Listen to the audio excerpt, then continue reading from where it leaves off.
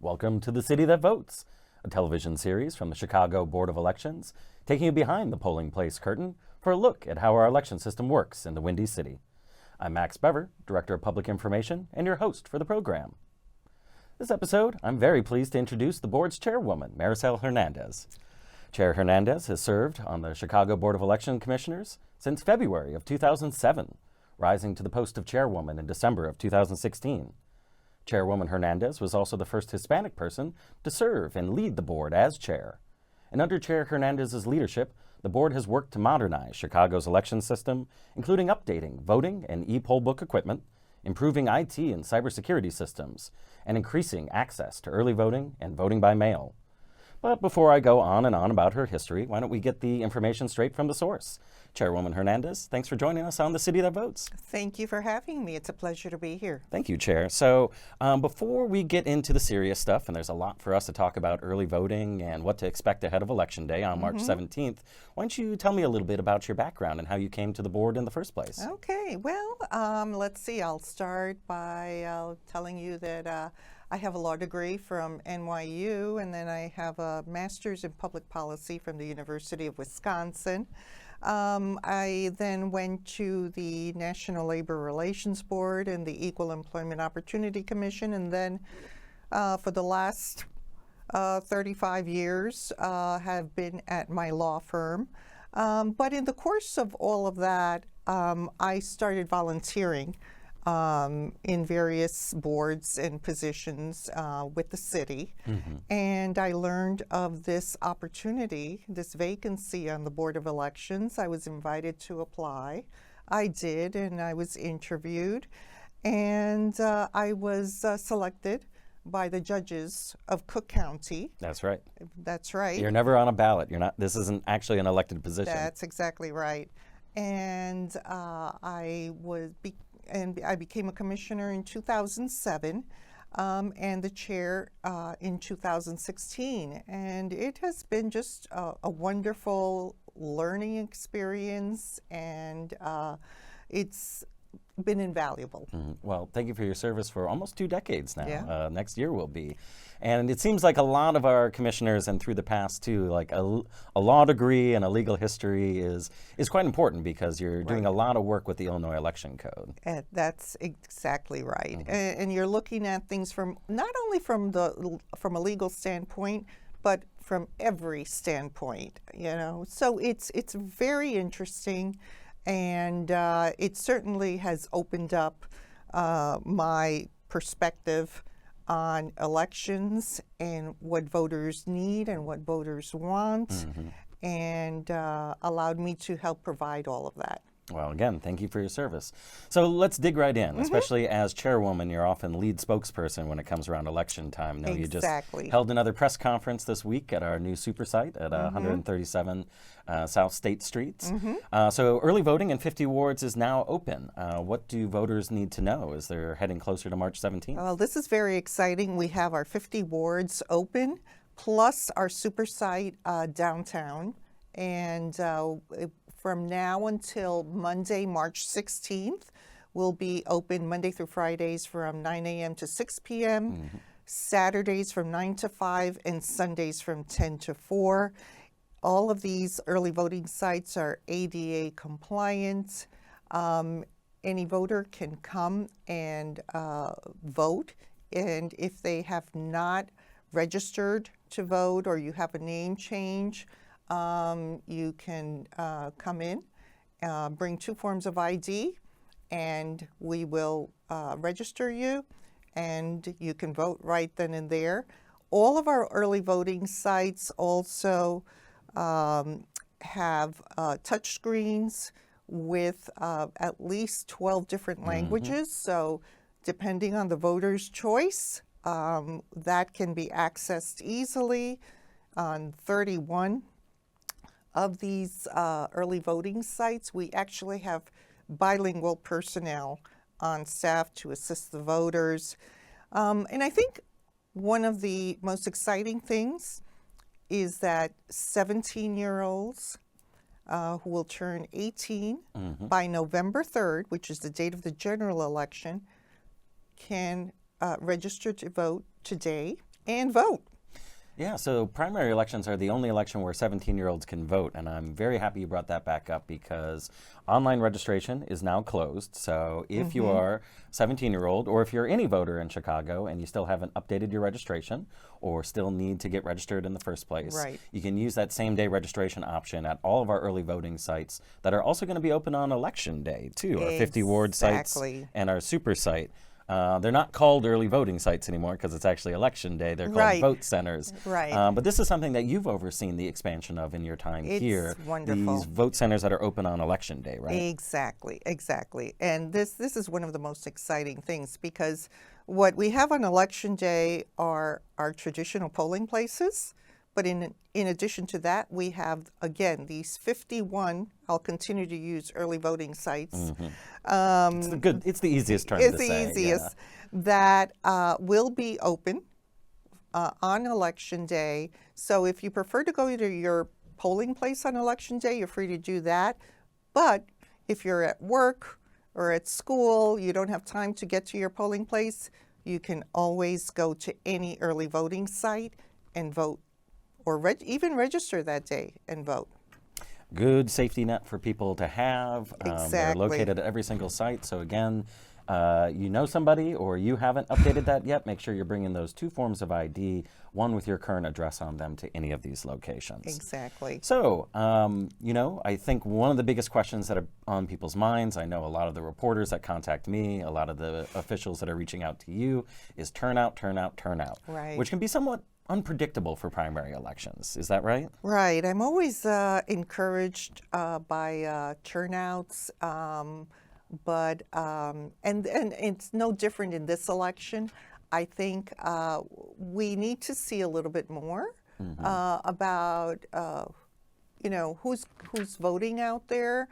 But to date, this is very early on in the early voting season, what we're seeing is that at least twice as many voters come out and vote as they did in the last primary election. So that is very encouraging. You know, I think what's motivating voters is a combination of, it's always a combination of the political climate at the time. Oh, definitely. But in this particular election, we have a number of vacancies where incumbents are not voting. And I think people are excited about that, and they're motivated to vote, make sure their particular candidate at least has their vote for the primary. Yeah, that's, I think, a lot of what we're seeing in real time here is, you know, I think some people reach out to me and ask the question, do too many candidates, you know, for one particular seat? Does that drive down turnout? People, you know, have more options to vote for. What we generally see is the opposite effect, is that there's more choices, more people that are knocking on doors, there's more town halls out there that can be very helpful for voters actually to turn out because they have a competitive election. Exactly. I think it makes the race interesting, fun, and you want to go root for your candidate, so go out and vote. Well, that's an interesting thing about primary turnout, though, too, is that, you know, general elections, a lot of people wait until you're voting on the person and they get into office. Some people sit out primary elections because of maybe they don't want to pick a party ballot. But because generally less people show up, there is a little bit of that case where your vote goes a little bit farther at this time because there's less voters that are showing up. So if you are voting in a primary election, maybe you have a little bit more of a say. We always want to get those numbers up, but I do want to say, you know, what we are watching, especially compared to the 2022 and the 2018 elections, is right now it looks like comparatively to 14 days ago, 14 days to Election Day, We're double where we're at in 2022, and we're quadruple where we're at in 2018. Yeah. Now, I know we don't want to get ahead of ourselves. No, we don't. I think those are encouraging numbers. Right. But what they may be showing is that people are just voting a bit earlier in the process. Yeah. That we're seeing, a lot more people who are embracing voting by mail, or they're embracing early voting compared to showing up on election day. So I know there's a lot to be seen, but Yeah. I suppose maybe we can give ourselves to the first day of 50 ward early voting to start getting maybe a little bit more optimistic. Right. And we've been encouraging voters to come and vote early. Yes. It is, I think, very important this year. I'm always concerned about the weather in March, or there's just things that come up in life, and so it's important that people vote as early as possible, get their civic duty out of the way, and then that's it. So I'm hoping that people will come out and vote. The other thing is for those vote by mail ballots, I just want to remind everyone that it's important that you put your mail ballot back in the mail no later than a week before Election Day, March 10th. And the other thing about our early vote sites is every site has a secure drop box.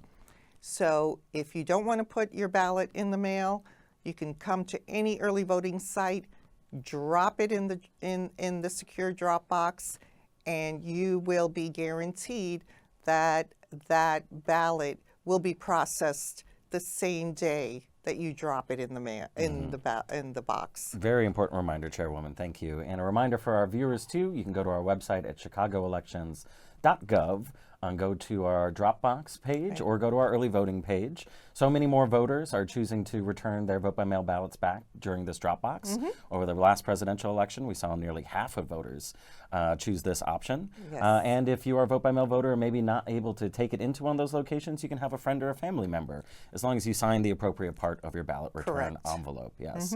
Now, Chairwoman, before I forget, before we get into maybe a more serious discussion though too, but we do have our new voting stickers though too. So if you are early voting and going to our locations or planning on voting on Election Day, this is the new voting sticker that you got. You'll see this one out through 2026. We know we've got many people who like to collect each year's stickers and put them up around their house. So those are available. We'll have new ones for the municipal election too, so for those collectors out there. Chairwoman, I want to talk about another important topic and something that you've been addressing leading up to Election Day, but it's very much on voters' minds about safety at Chicago's polling places.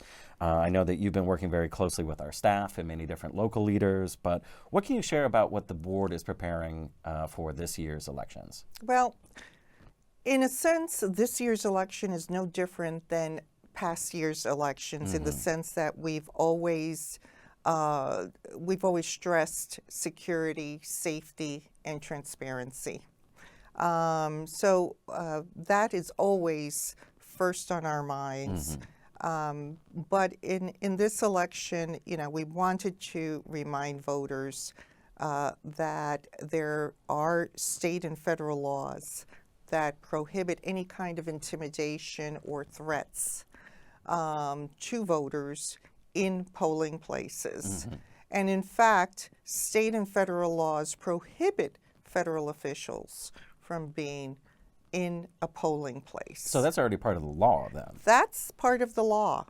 And however, we are in constant contact with federal, state, and local authorities and agencies to ensure that that will be enforced. And if there is any issue whatsoever, we're prepared to go to court and do whatever is necessary.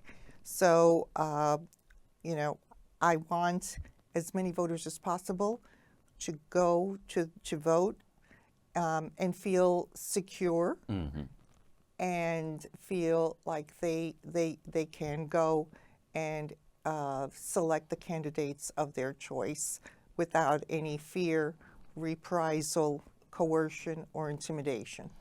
Well, that's good to hear, and I think it looks like all the other of Illinois' election authorities are on the same page. That this is a lot of heading into this election, with new things happening, but business as usual. Exactly. That we have the same systems in place, we have the same team of polling place investigators that are sent out there so election judges don't have to feel like they're trying to de-escalate a situation or put themselves in any type of public safety situation. Exactly, and we've already trained our poll workers that if there's any issue, they are to call us immediately, or they could call 911. Yes. So they are trained. We have told them they do not do anything. They should not have any contact with any officials. They are just to call. Yeah, I think that's an important line to keep our election judges out of harm's way and out of safe way, and that counts for every election and every election moving forward. I do know that we've got our early voting election central phone line that I'll share right now. So for voters that are out there that are planning on early voting, if you see anything or you see anything that's concerning or you want to report any information, that number is 312-263-1394. I'll repeat that one more time. Early voting election central phone number is 312-263-1394. So again, use that number. But it looks like we're having a pretty smooth election early voting period so far. I think you and I really love seeing a boring election day and boring one of our early voting. So, I think beyond what we know is traditional kind of safety and some of that responses, let's talk a little bit. I know some questions that come up too, but like what is done out for cybersecurity, for our voting machines, some of the other protections that are in place ahead of Election Day? We have a lot of protections. A lot. A lot of protections. First and foremost, nothing is ever connected to the internet. We have our touchscreens at our early voting sites. We have printers. We have the drop boxes. None of that is connected to the internet. Every ballot that's cast on the touchscreen, we get a paper ballot. So when you vote on the touchscreen, the paper ballot is printed out. You get the opportunity to review that ballot. And once you review it and it's okay, you personally deposit it into the box. So once that happens, then we have a chain of custody where those ballots are taken to the Board of Elections, and it's secure. No one gets to touch it, and until election night, when those ballots are counted. Before election night, those ballots, nothing is counted. We also, in preparation for the election, we make sure that all the machines are working correctly, and so we test them. It's only after they're tested and approved that they're transported to the early voting sites and to the polling places. After the election, there are audits that are conducted to make sure that the ballots from the touchscreens match the paper ballots. So and that's required by the state Board of Elections. They give us a randomized list, too. It's not the same precincts every year, right? A randomized list of which touchscreens to test, and so we test them. So we take every precaution. We follow every law, and we can assure voters that their vote is safe and secure. Thank you for taking me through those steps, Chairwoman. I feel like, there's so much misinformation out there, one way or the other, and we're still coming out of 2024, too, and there seems to be some new theory every single day.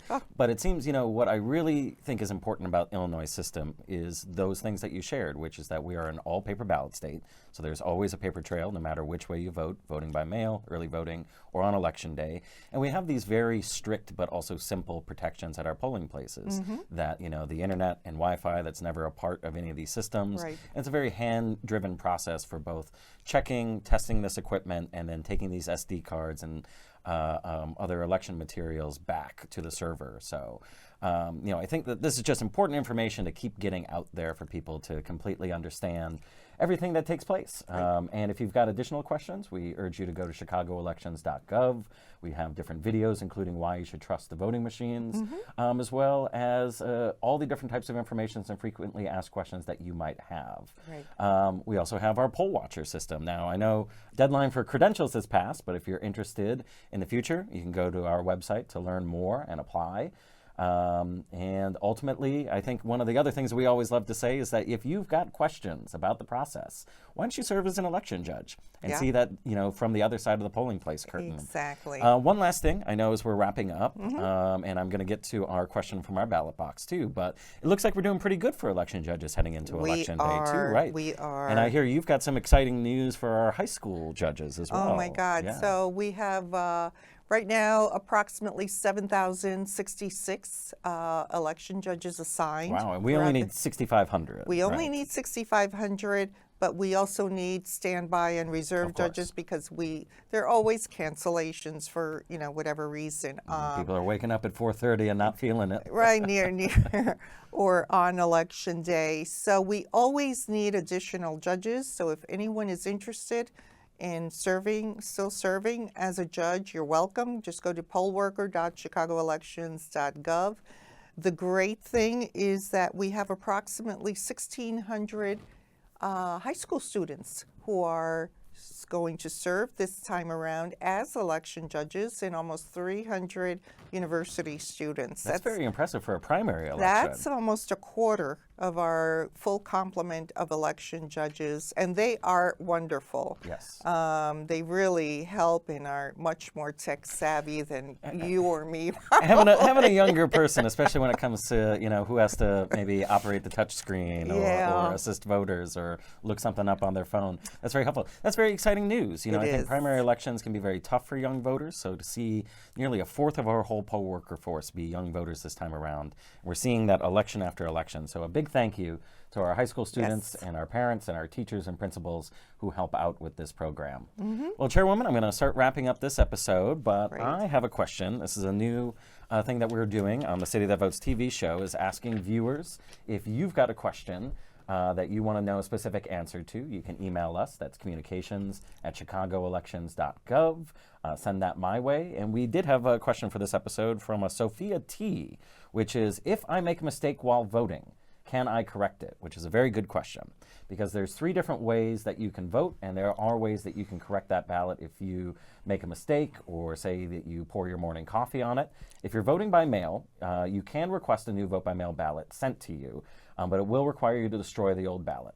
Now that we are getting close to that deadline, so if you have a vote by mail ballot that you've made a mistake, you might want to vote in person if you can. You'll get that peace of mind and not have to wait for a new ballot to be sent back to you. So you can take that vote by mail ballot back to you to an early voting site or your precinct polling place on election day or a vote center. You're going to hand that over to the judge. They're going to allow you to vote on site. They're going to take that vote by mail ballot and destroy it and everything that they need to do with it.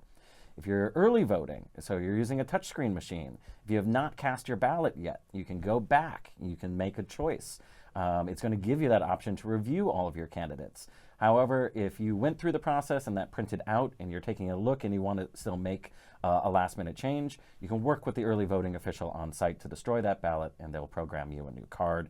And if you're voting on election day where you're handed a paper ballot, if you make a mistake, just bring that back up to an election judge.